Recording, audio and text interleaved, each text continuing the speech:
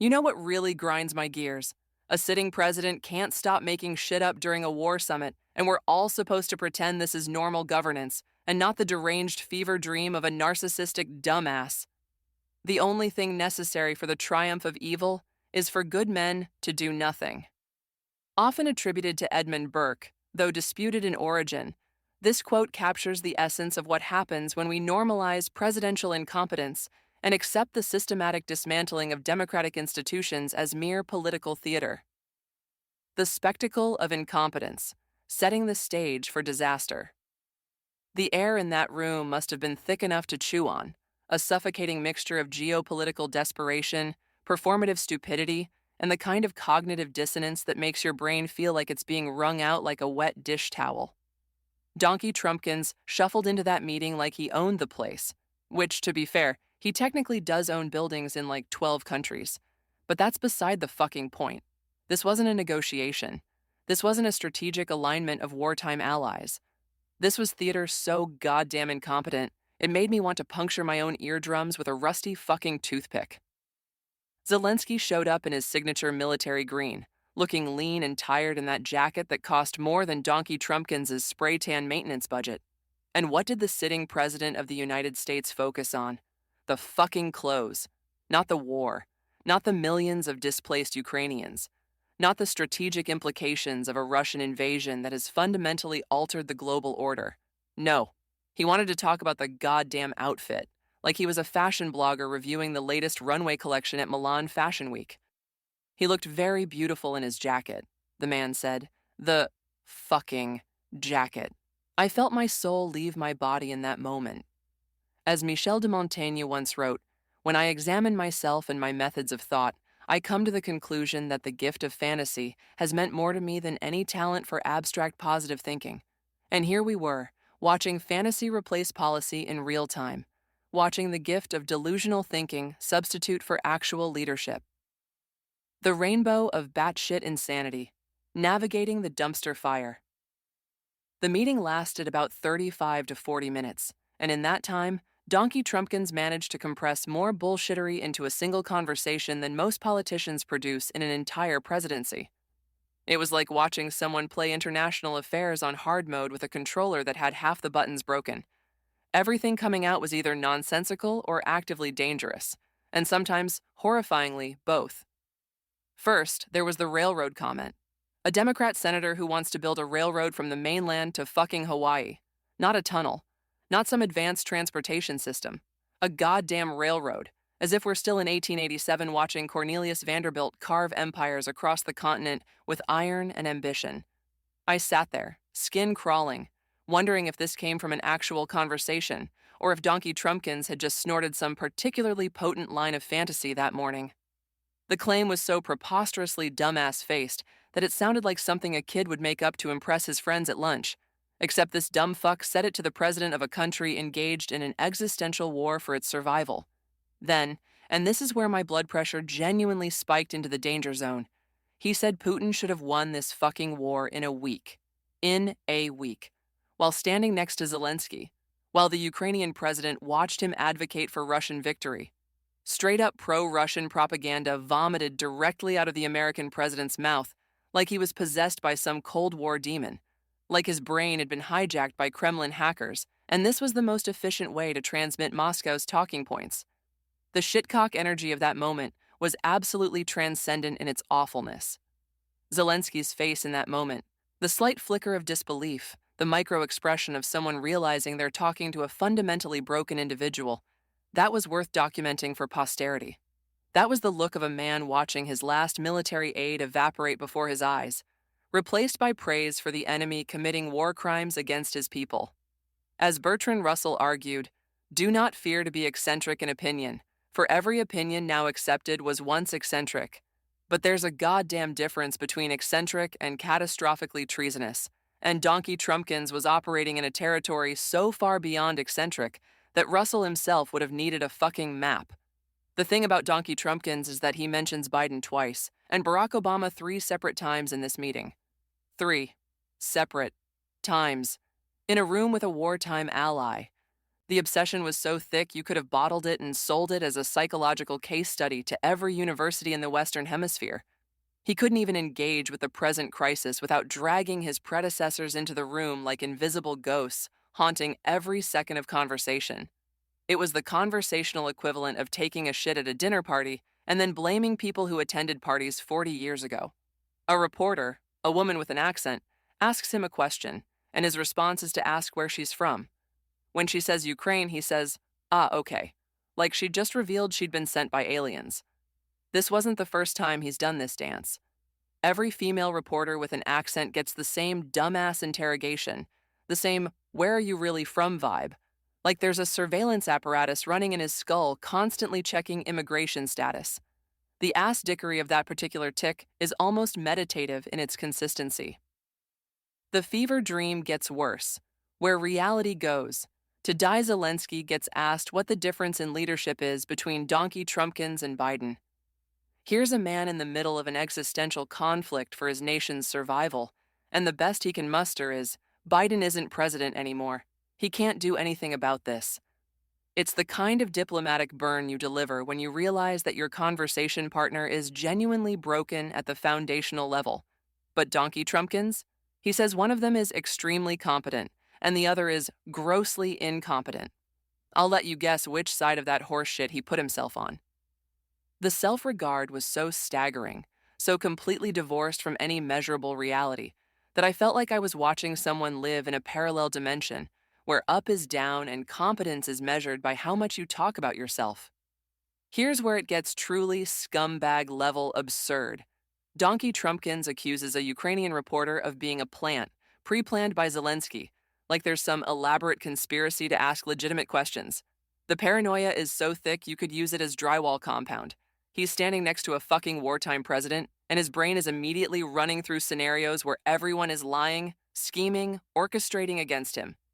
It's the thought process of someone whose internal reality has been so completely hollowed out by narcissism that every interaction becomes a potential threat, every question a hidden attack.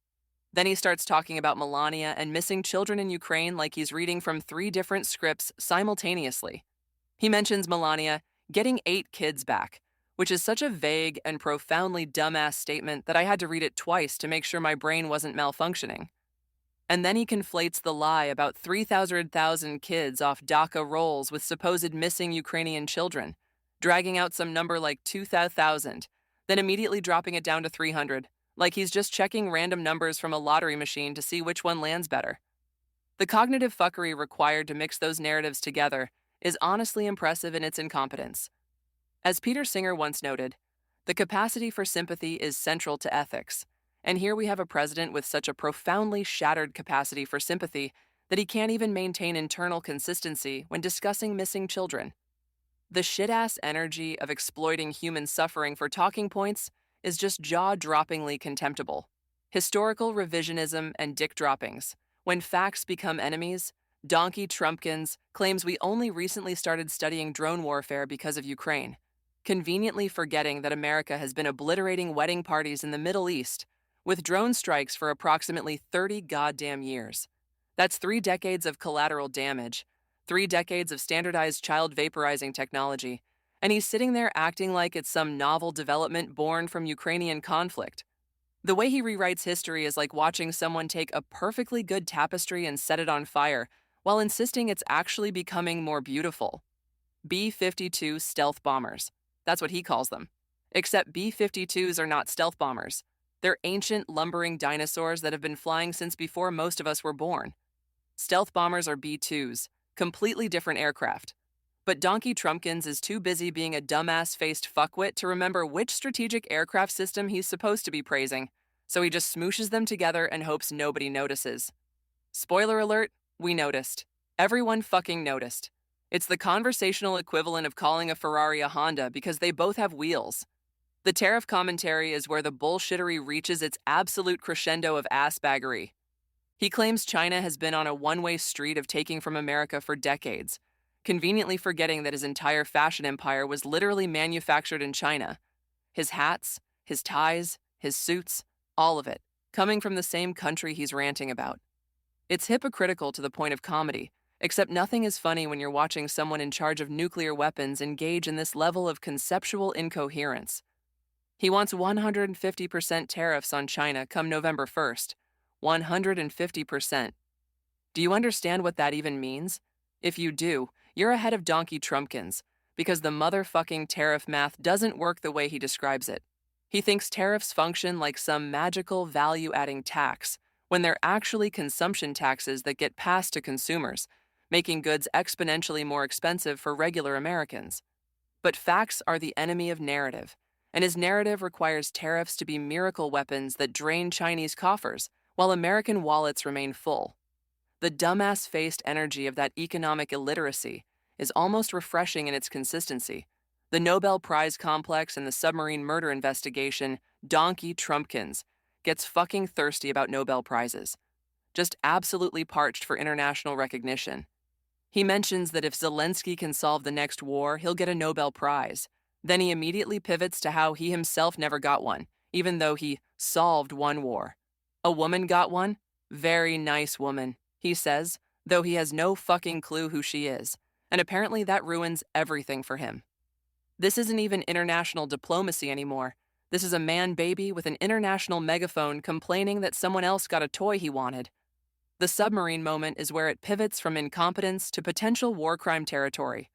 A reporter asks about survivors on the boat Donkey Trumpkins extrajudicially blew up. And yes, that's a fucking war crime, by the way. And Marco Rubio's response is to invoke an ongoing investigation. But Donkey Trumpkins? He's literally posting videos of the explosions on Truth Social, like he's reviewing his Call of Duty highlight reel. The cognitive dissonance between, we can't discuss this, and look at this cool explosion video is so absolutely cock-wobbling that it destroys your faith in even the basic functioning of the executive branch. He's simultaneously claiming investigative secrecy while publicly documenting the evidence like some proud little kid showing off a mud pie. Simone de Beauvoir wrote, "One is not born, but rather becomes a woman." And similarly, one does not become a war criminal through singular incidents, but through a pattern of choices, through the normalization of atrocity, through the public celebration of extrajudicial killing. And here it is, crystallized in real time in a goddamn Truth Social post. Alaska, tunnels to Russia, and the final descent into incomprehensible fuckwittery. When Donkey Trumpkins finally addresses what happened in Alaska, thousands of indigenous people displaced, multiple deaths, more still unaccounted for, his response is to talk about a road and minerals. Not the human suffering, not the environmental catastrophe, not the violation of indigenous sovereignty. Minerals. And a road. Because in his brain, everything reduces to commodity extraction and infrastructure that serves his vision of American dominance. Then, and I want you to really grasp this moment because it's where we've officially entered completely unhinged territory. He asks Zelenskyy how he'd feel about building a tunnel between Russia and Alaska. A tunnel. Between Ukraine's active enemy and an American state, while the war is happening, while Putin is conducting war crimes, while Ukraine is actively fighting for its survival. The shitbag-faced incompetence of even proposing this to Zelenskyy reveals a mind so fundamentally broken that it barely registers as operating within the same reality as the rest of us. Zelenskyy, to his credit, says he wouldn't be very happy about it. That's the diplomatic equivalent of politely saying, absolutely fuck off with that idea, which is probably the most measured response you could give to a president suggesting infrastructure that would directly benefit your enemy. War is really interesting, Donkey Trumpkins offers at one point, with war and peace. This is a direct quote with no fucking context, because there is no fucking context. It's a statement that approaches meaning the way a fish approaches philosophy, with no mechanism of comprehension and no fucking chance of success.